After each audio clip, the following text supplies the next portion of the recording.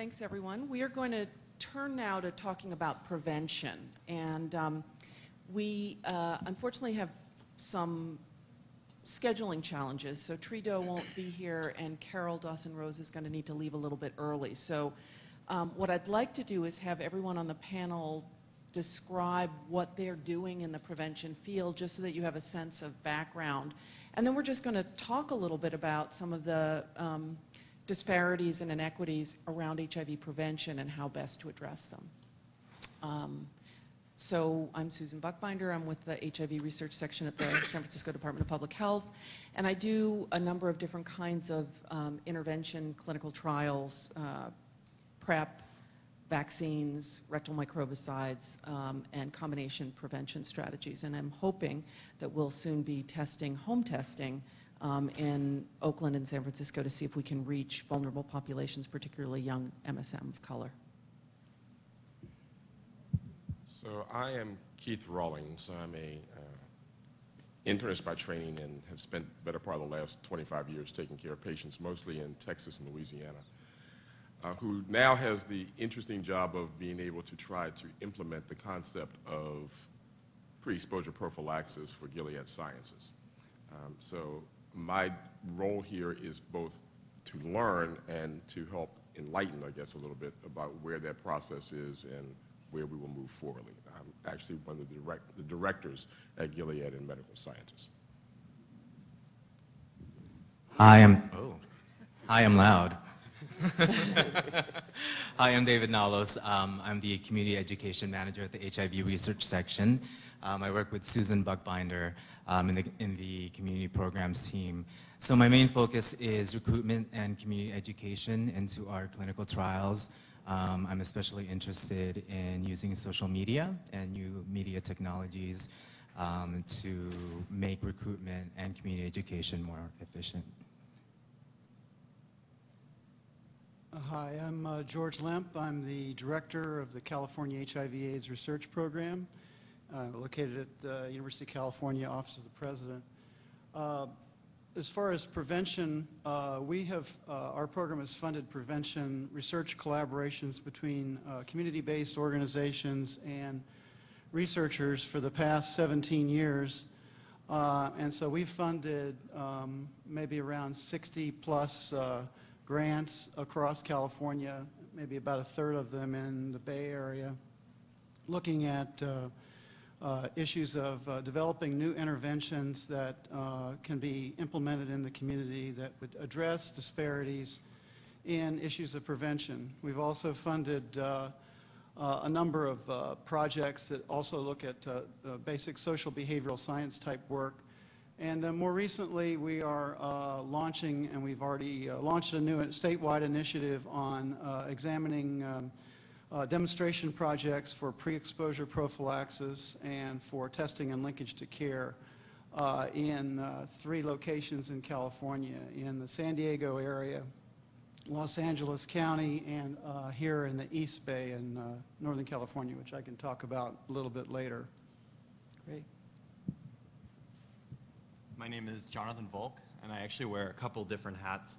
I'm a second-year infectious disease fellow at UCSF, and clinically I have a clinic at the VA Downtown Clinic, which has a lot of resources that are particularly designed to assist my patients with their psychiatric comorbidities, substance abuse challenges, in particular methamphetamine, and also challenges with homelessness. I'm also a TAPS fellow and working with Susan Buchbinder at the Department of Public Health. I really didn't stack the panel. No, I had nothing to do with it. And working on several different research projects that pertain, I think, to today's discussion. I have a poster that presenting over at poster number 2, looking at different online HIV prevention interventions. The project was conceived by Dan Wolfeiler, who's also here today, and Jen Hecht and William McFarland have worked with me as well on this project. And what we did is we surveyed 3,000 users of internet hookups websites, 18 owners of the websites themselves, and also HIV experts from around the country to find out which interventions people would be willing to use, the owners would be willing to implement, and the directors actually thought would work. And ideally using these interventions to change the virtual environment or the environment where people are meeting sexual partners online. In addition, I'm also working on several different home HIV self-testing projects.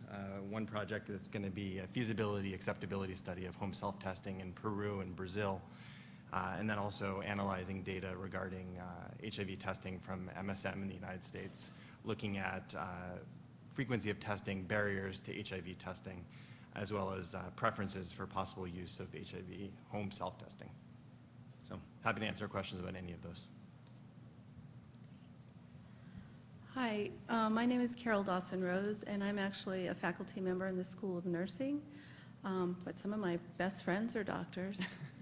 Anyway, and I'm very happy to be here. Thank you for asking me to participate. My work in HIV prevention has primarily focused on working with people who are already HIV infected and trying to address some of their needs around prevention. So working with injection drug users who are positive and sort of learning about the experiences of people who are positive and how much not infecting other people means to them, and then also learning a lot about their care experiences and some of the challenges that they have had in their care experiences and discriminatory experiences that they've had in HIV care.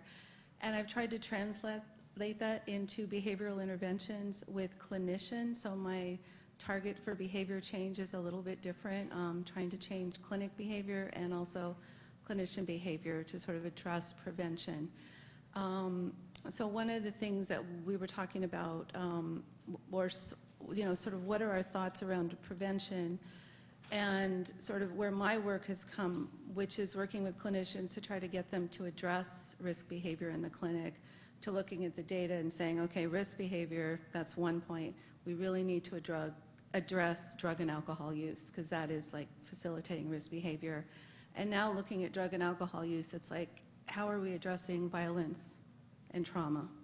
And looking back at sort of what Cynthia Gomez was talking about earlier, and looking at the model of health disparities, it's really sort of, I'm very interested in sort of how do we translate into prevention and care, actually, which I think is, well, anyway, how to translate some of those pieces into the care that we provide people. The other thing that I'm sort of a dogged about is to get clinicians to think that HIV prevention is part of our care practice. So, and that's sort of where my work is. So to start off the panel, actually I have a question for the audience. And the question is actually pretty simple. Can those of you in the audience who have been to see your healthcare provider in the last 10 years raise your hand? How many of you, keep your hands up, how many of you in that time period had your healthcare provider initiate an effort to give you an HIV test? So, brief look at this is about 70% of you who are in the world of HIV, who have access to insurance, who go to a healthcare provider, never had your healthcare provider even broach the subject in 10 years. Thus the reason for prevention. Thanks, Keith. I also was just going to ask if there are any specific questions to go to Carol, just because I know she's going to need to leave. So I think that one of the areas that's so important that you're working on is prevention with positives. And so I'm just interested in any questions if people want to come up to the mics.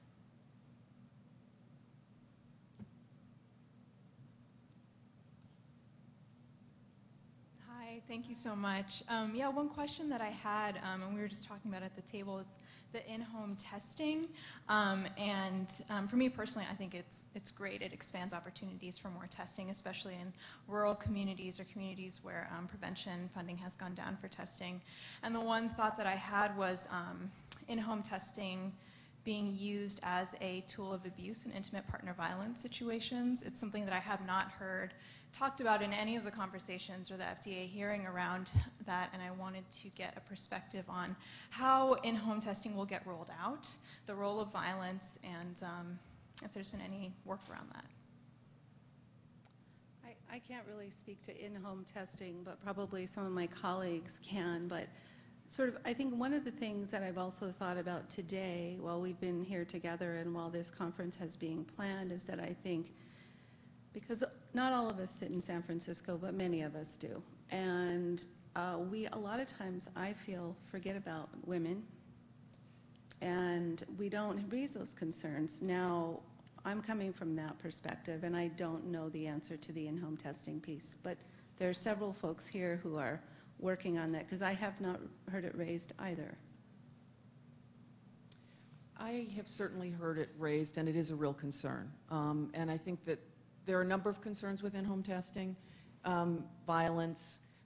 We're having a hard enough time linking people who are being tested within healthcare settings into care who are positive. So if you're at home, then what do you do? So I think we're trying to build some programs to figure out how best to use it, because as Keith just pointed out, there's testing in clinical care settings is just not working.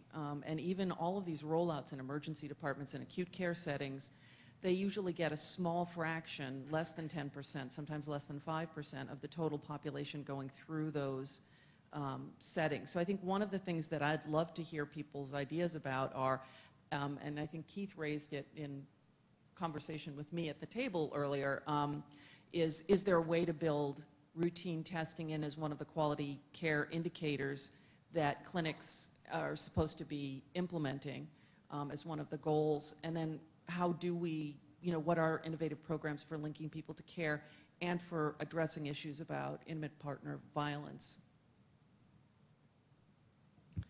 Hi, this is a question for Carol.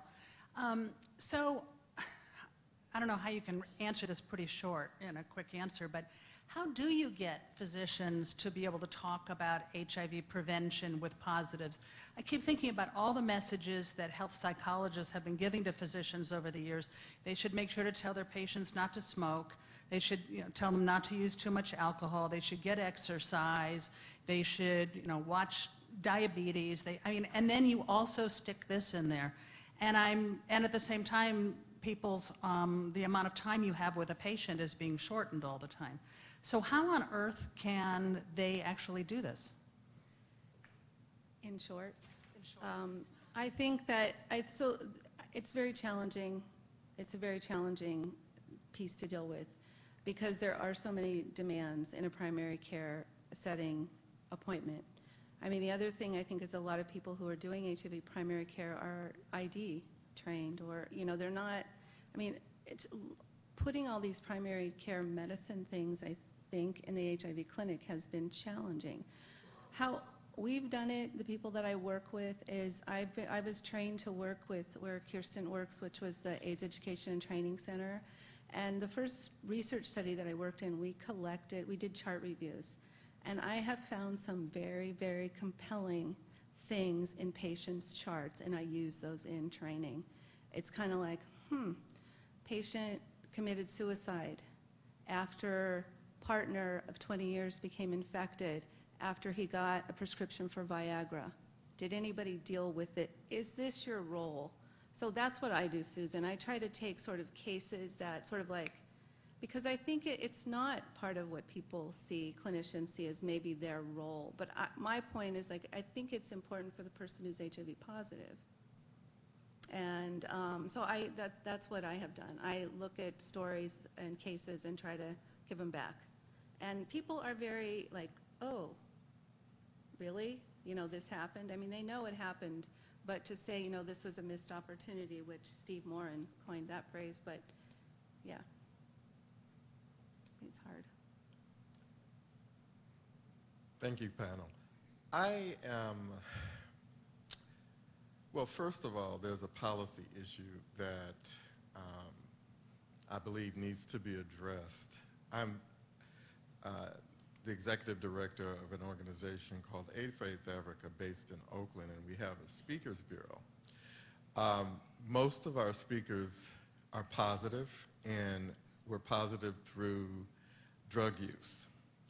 And one of the things that I've noticed over the years is, even at the governmental levels, only injection drug use was looked at as a measurable. as far as substance abuse and how people become positive in the first place. And I think we miss an opportunity, first of all, because we don't look at all of the other ways that alcohol, marijuana, and other drugs, are involved in the process and in addressing those things. And I am looking at the number of detoxes in Oakland, and there's only one. And we're seeing that substance abuse is such a huge piece of the prevention puzzle, yet we don't have the funding that's necessary to continue to support the people in the community that have this as a major issue. And mental health is probably directly underneath the substance abuse in many cases, yet we don't have the mental health piece. So one of the things that we were looking at as an organization is, and I think this panel would probably be the perfect opportunity to create such a thing, and that is to create a recovery summit where we bring all the pieces together, the 12-step programs, the treatment programs, and the harm reduction organizations under one roof, and talk about what would it take for us to address this issue. Thank you. Thanks for that suggestion. This is really helpful as we pull together outcomes from this meeting. Oh, sorry, Cynthia, go ahead. Sure. So I'm going to challenge the group in the room.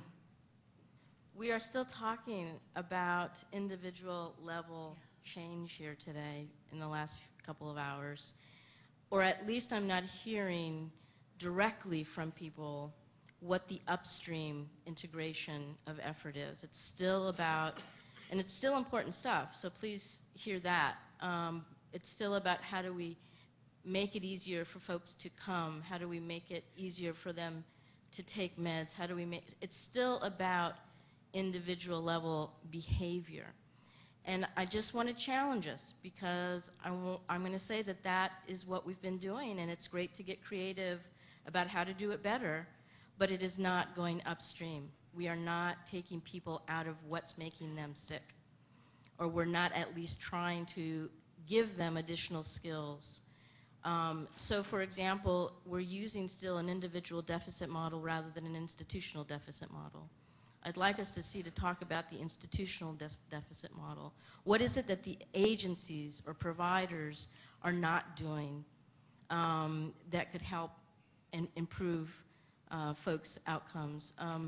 So it's hard to do, and I said this morning, it's a hard twist to make in our heads, but I really want to challenge us, because I would love to hear people say, and this is how it's addressing the upstream issue. Because some folks need the basic health literacy to even understand what you're trying to deliver to them. And so if we're not providing that health literacy as part of our intervention, then we probably are not really informing folks in the way that would be helpful to them. Things like that. I'm just wanting to challenge the group some more. I could speak to that. As a funder for quite a number of years. So I'd like to follow up on Cynthia's comment earlier today about institutional power and leadership, because it really comes down to the power of institutions to drive change or not.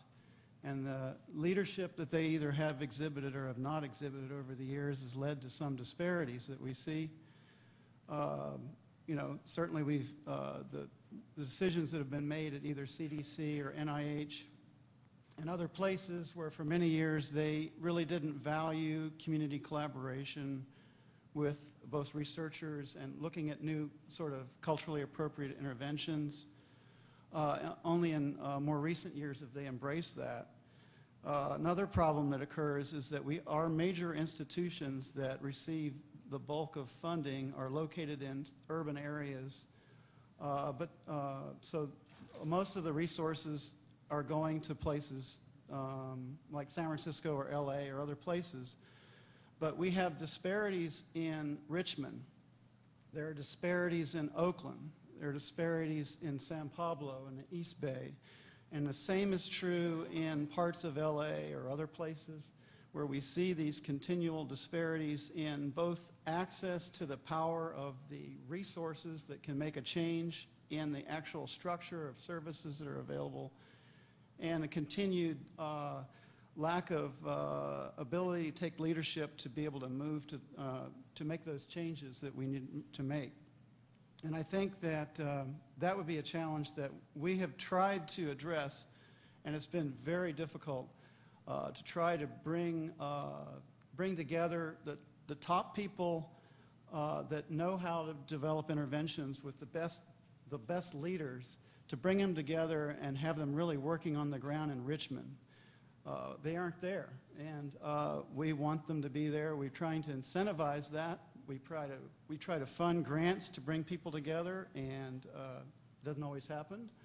We've lost a lot of, there's been a real brain drain. We've lost so many people to international studies, to doing international work, and it's certainly laudable that a lot of our best people at the various institutions in California have done international work, but we've ignored the epidemic in many parts of this state.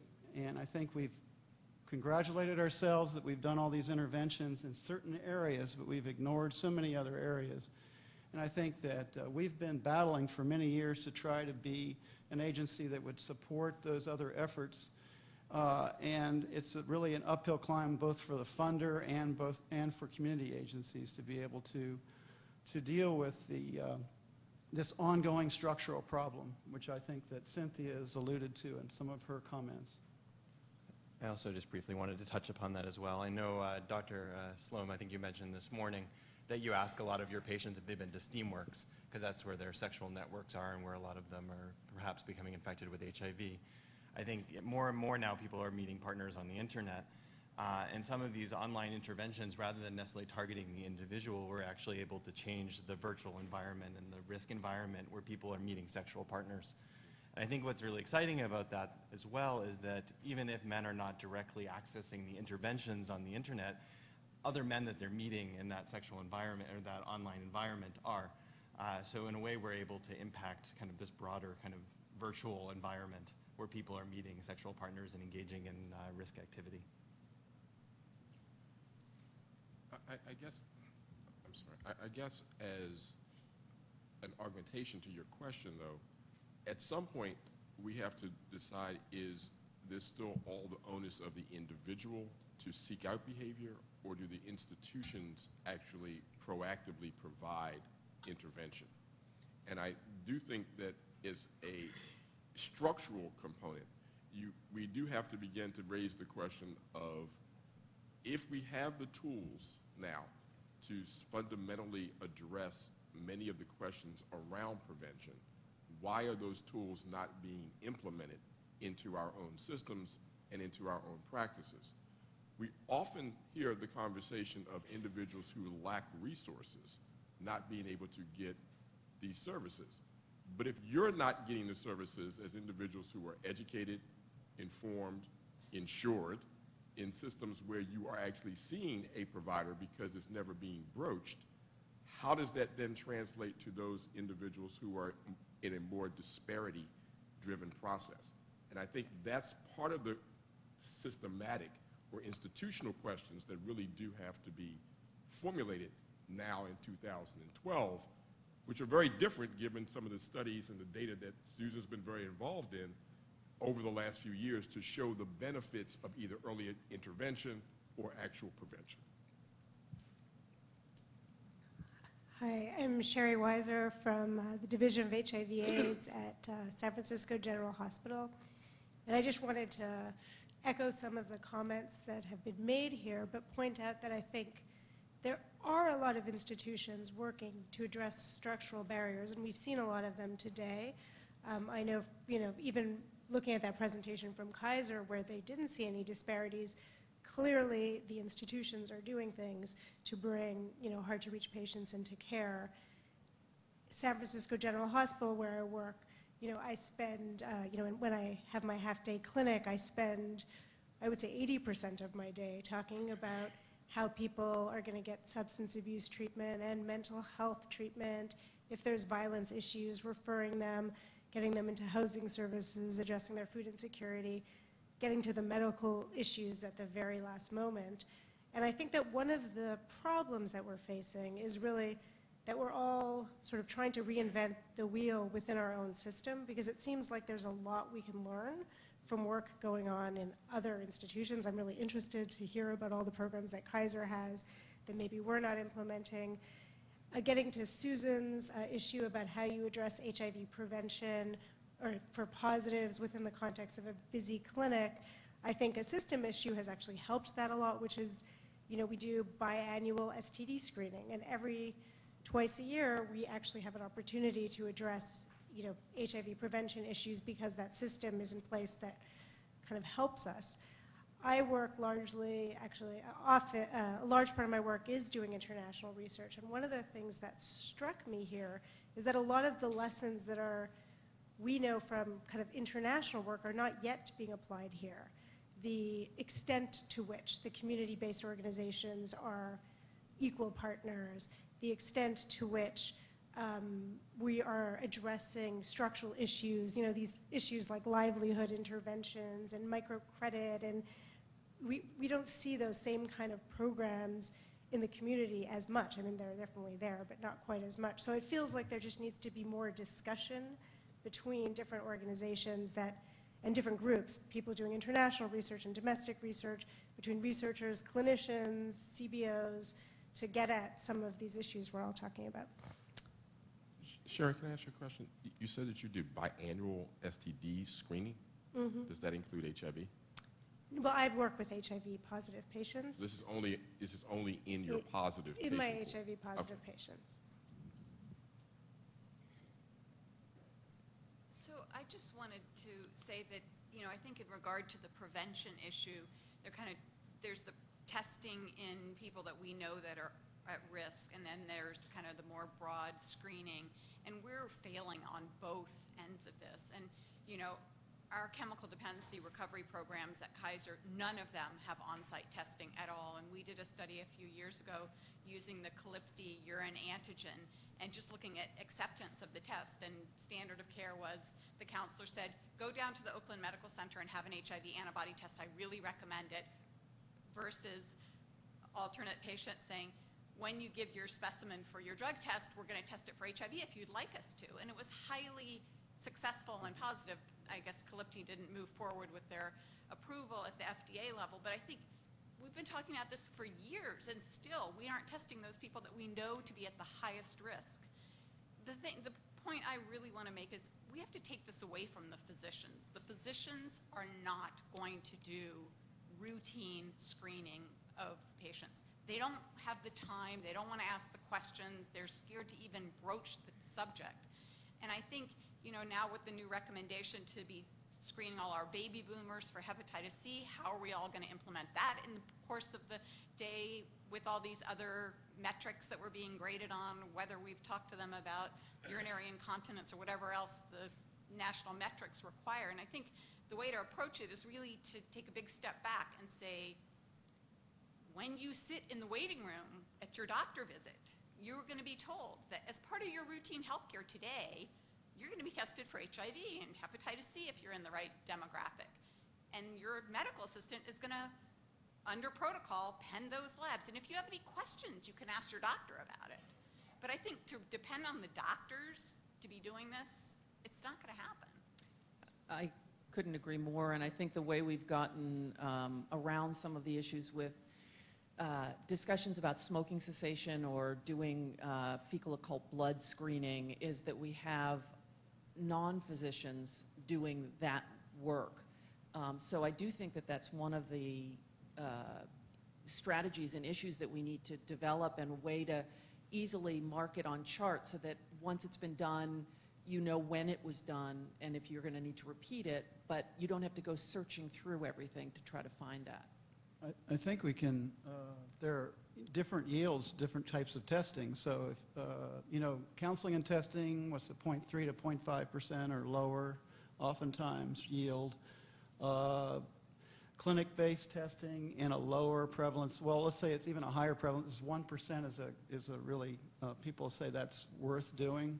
Social network testing gets 6 to 7% or so yield. That's so much better. So there are a lot of people looking at clinic-based social network testing where they pay small incentives to the positives or negatives that are coming through the clinic and get them to refer their partners and their friends. And of course, more expensive, but even a higher yield is targeted testing of very high-risk populations in the community where you can get 20-25% prevalence in the testing if you go out and do community-based testing of young MSM, for example, of color. So it just depends on the methodology you employ. But it seems to me that this has come up earlier in the day as well, that all substance use treatment programs should have on-site testing because otherwise it's a huge barrier. And other places, as you said, George, that have high incidence, and I'd say, for instance, in urgent care settings, there've been so many attempts in emergency departments to increase routine screening. It hasn't happened, but it's not been done in the waiting rooms. I think it's not until people come in. Whereas if it were offered in the waiting rooms, maybe you'd have because there are such long waits. And maybe it's in urgent care rather than emergency rooms, because also I think that's where you might have a higher prevalence. And I just kind of want to address, I think, a lot of people think of social media as just sort of like Facebook and Twitter and you can like post stuff. But what it is, it's really, I think, building relationships and building those kinds of relationships that physicians really don't have the time to build relationships with their patients. And with that, there's this sort of notion of like social proof and normalizing a behavior. And I think one of the reasons, or I know one of the reasons I'm really attracted to social media is because it has the power to normalize behaviors like HIV testing. And it's sort of an into the personal lives of the people in a way that's, not really always possible in a physician visit, or maybe awkward, for a physician-patient relationship.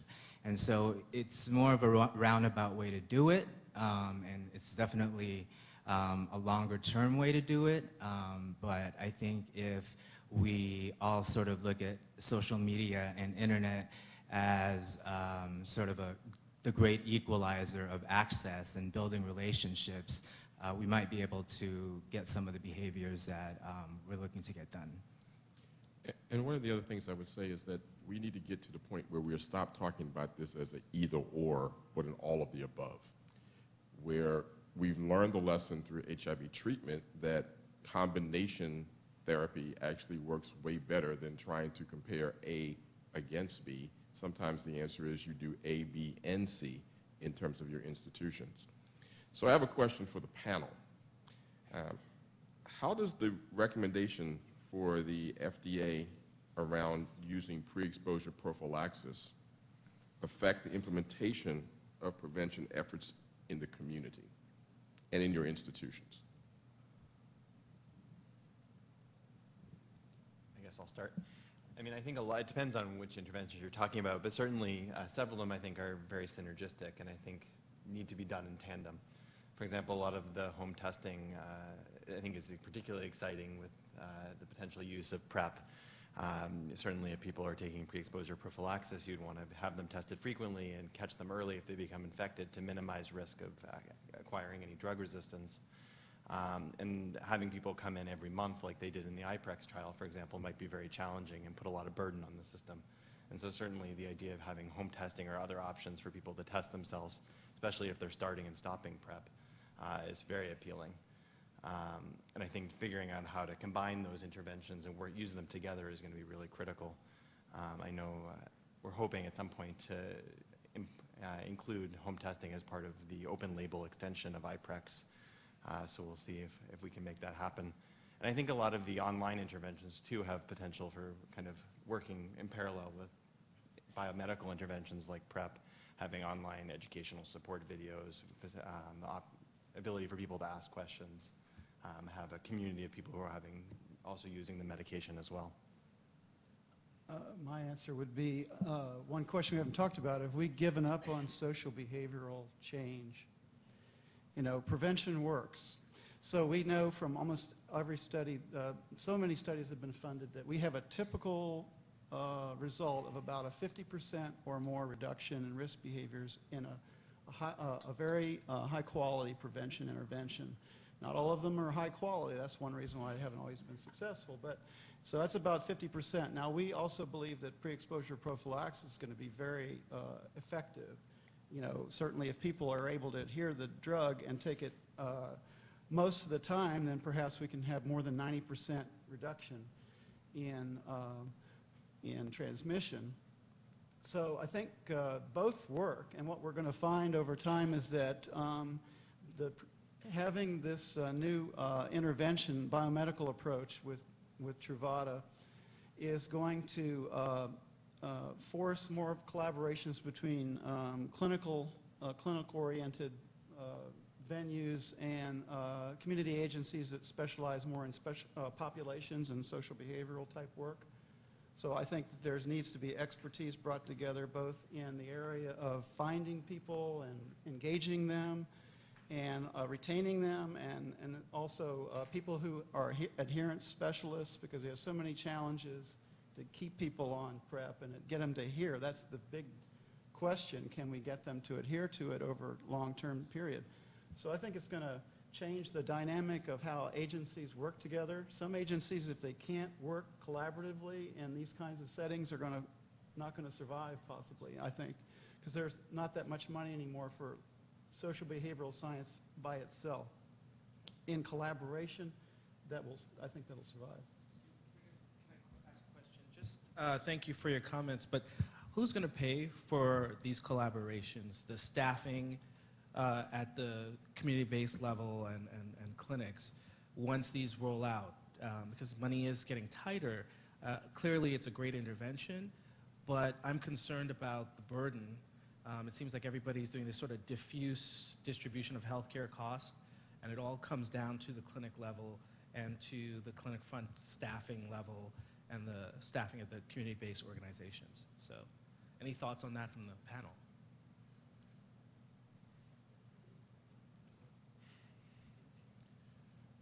So I guess the easy answer to this is not a satisfactory one, and that is there's a fairly large amount of resources that are put into many of the behavioral interventions that we currently see, and that I think George kind of hit the nail directly, that for many of the programs that are only doing one side of this equation, they're going to be forced into the issue of collaboration. Whether or not that means your funding moves into somebody else's agency, you collaborate more closely with that agency, how those linkages occur, I think are going to be driven in large part by the individual funding streams. Whether or not that's the CDC, HRSA, whether or not it's private funders who do this are going to dictate to a large extent how that plays out. Where I believe the real dilemma is going to be are going to be the collaborations with the private sector providers who have never had those individual kinds of collaborations in their practice settings, and how will that influence the way in which that moves forward. But I do think that for the publicly funded ones, the CDC has already started to show how their efforts are going to move in this direction, and I think it's going to be particularly incumbent at the community level, the community organization level, to be able to make that kind of a transition. We've been seeing that for years. Well, it's a shift in focus, I think. The notion that, I'll use a good example of this, if you are a community-based organization that is not linked to any kind of clinical service in an era of biomedical plus behavioral intervention, I think George hit it, you're going to be hard-pressed to figure out how that's going to continue. The dollars may still be there, but the way in which you function will have to alter given the technology and the science that has now been promulgated. Yeah, it's very, very expensive. Prevention done well is expensive. Biomedical prevention is expensive, and the two together, I mean, our demonstration project in California is, fortunately we have free drug provided by Gilead Sciences, but And that's only for the duration of that project. So that's, but the estimated cost of that is probably about $40 million between the drug and what we put in for infrastructure is about $40 million in California. That covers about 1,000 plus people on PrEP. That would cover about 5,000 plus people in testing and linkage to care. They're scattered, very high-risk populations, scattered all over the state. So there are some pretty high-risk areas all over East Bay, LA County, San Diego County, Long Beach, a lot of places. So it's a start. It's a demonstration project. The question is, how can we afford, if we have to pay for PrEP, and we estimated that PrEP would cost us $500 million a year in California, if we implemented it like we did with the ADAP program, which is about $500 million. So it would double the ADAP cost to $1 billion. The question is, how can counties sustain things, but we have to figure out ways we can do it. If we can curb the epidemic in the short run, we can convince people we can really reduce the epidemic, we can actually save money in the long term. So the question is, do we have the will to spend the money in the short term to save us money 10 years from now? And I don't know. I don't know if the state has the will for that, but we'll see. Okay, well, I want to be sure we get some comments or questions from the audience. My name is Dina Dickens, and I'm manager of the PACE Clinic in San Jose. And this is kind of getting off of the PrEP subject, but in the early 90s, they refocused public education about HIV to just focusing on targeting the high-risk groups. And I think that that's contributed to perpetuating the stigma related to HIV and also increasing the number of people who think that they're not at risk. So I just am interested in terms of the broader prevention, if there's any reconsideration of that focus to broaden public health education about HIV prevention.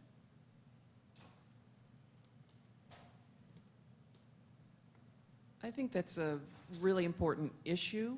I don't know if anyone here knows of any initiatives, but I would say that the two leading reasons for people not testing is thinking that they're not at risk and being fearful about finding out that they're positive. So I think that the question is, what kinds of structures can we put into place, thinking again about structural issues to address each of those concerns. And clearly one of them around the issue of who's at risk. I mean, there's a very high proportion of people who are newly tested and found to be HIV infected who say that if they were asked beforehand what their risk of being HIV infected is, and some substantial proportion, depending on the study, say that they're at very low risk. So, and as people here said, it's really not about individual behavior. It's really about structural issues. It's about prevalence within communities, because the same behaviors, I mean, their rates of infection are higher among some groups with lower numbers of exposures, like young black MSM. So that's certainly a way that we could start to address this issue of not recognizing self-risk. Hi.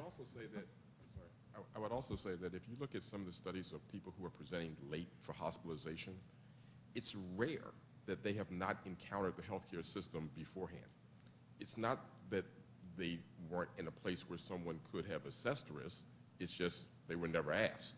And that's contributed to the late presentation, but it's also contributed to this notion that we're waiting for individuals to come in and self-disclose, as opposed to asking up front of the system, are you assessing individuals independent of waiting for them to tell you? If you do that, then you change the dynamic around whether or not you will identify people in frankly, in a more proactive way. Yeah, like systemically, why not have people, when they sign their release, when they first check into any kind of healthcare setting, they've got to sign a release, to also say we're going to be doing HIV testing unless you specifically say you don't want it, and check this box. And then have the laboratories just add HIV tests based on a number, I mean, it seems to me that there may be some structural ways to get around this issue of testing, which is the critical first step into prevention or treatment. Hi. A couple of comments. First, George, I need to respectfully disagree with you. Respectfully, because you've funded a lot of wonderful research for me, so thank you. Otherwise. And there's been social behavioral research to boot. But I think you pose a false dichotomy when you talk about social behavioral versus biomedical. Because when we think about the cascade of care, and we end up at the very end that it's only 30% who have manageable HIV, undetectable loads, then I think the other 70% has to be thought about as what kinds of issues are going on, that people aren't getting tested, that they're not adhering to the medication, that they're having risky behavior. And I would guess that a great many of that, a very high proportion of that 70% are social behavioral issues. So I think you have to be a little careful when you do that. I think the thing that is on the way out are small group interventions. I think now we're at a time where we realize we need to reach larger groups than we can do with small group interventions, although they still have a place with very high-risk men, high-risk populations such as gay men, and that's why they're still in the national strategy, or at least the CDC is continuing to fund the small group interventions for very high-risk groups. There also, the national strategy has also been emphasizing the need to mobilize, to do community mobilization. And I would say that that's a social behavioral intervention as well. You can't just simply set up a clinic and then hope that people get themselves there or go to get tested. But community mobilization is still prioritized in the national strategy. So that's one thing. Now, I also wanted to talk about PrEP. I happen to be someone who's not as keen about it because I do a lot of research with young black, gay, and bisexual men in Texas and in Dallas in particular. And I was on an expert consultation meeting with the CDC about it. And my concern is, just all along the way when you think about it, you see problems. So the question is, a young black gay man goes to his doctor. Okay, problem number one, he doesn't have a doctor. Number two, he tells his doctor that he's at risk for HIV and particularly likes to be the bottom in receptive anal sex. Well, that's a little bit of a problem. They don't have insurance.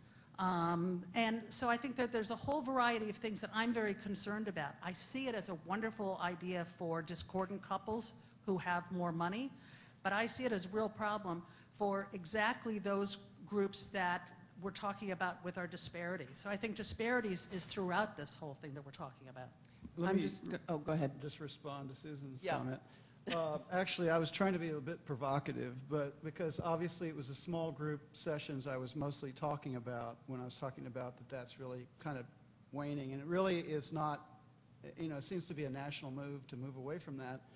And it's true that what's really going to happen over time is that there's so many issues that relate to social behavioral science that are involved in biomedical interventions, as far as adherence and issues around that, issues of social networking and how to bring people into care, how to engage them in care, how to retain them, and a lot of other issues that are all important issues around that. But as far as PrEP itself, we feel that it will be effective in, at least in these demonstration projects, because we're working with community agencies and other institutions that have ability to move into these communities and engage with them. And we are being careful about making sure that we are only providing PrEP to people who are very high risk who meet certain criteria. So they have to have high risk MSM with multiple partners. They have to have, or a serodiscordant partner, or other risks, behaviors that would meet the CDC criteria. So we're not just giving it to lower prevalence population. It would only be, in California right now in the demonstration projects, only MSM and only very high-risk MSM. So I know we're out of time, which is why Veronica's standing patiently at the podium. I do just want to say that I think we should end the session on the note that you brought up, Susan, which is this issue that we shouldn't have this false dichotomy about behavioral and biomedical. And that's true for treatment, as you so well pointed out. This is true not just in HIV, but in all diseases, that it really has to be a combination of behavioral and biomedical. And the same is true for prevention. And I would posit that it's actually exactly young people at high risk of HIV infection that should be, in some ways, our ideal candidates for a limited period of PrEP until they can work out issues around negotiating safer sex. So I'm going to end with this just little bullet, which is that we had a 50% drop in cardiovascular mortality in the United States between 1980 and 2000. And about half of that came from risk factor modification, and about half of it came from treatment. So the only way that we're going to actually make substantial inroads is prevention and treatment combined, and behavior and biomedical. And Okay. with that, I'll turn it over to